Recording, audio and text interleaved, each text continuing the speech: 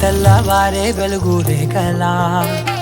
పచ్చ పచ్చ పచ్చి మట్టి బొమ్మలా అల్లి బిల్లి వెన్న పాల నురగలా అచ్చ తెలుగు ఇంటి పూల కొమ్మలా దేవదేవుడే పంపగా ఇలా దేవతే మా ఇంట అడుగే పెట్టెనంట బ్రహ్మ కళ్ళలో కాంతులే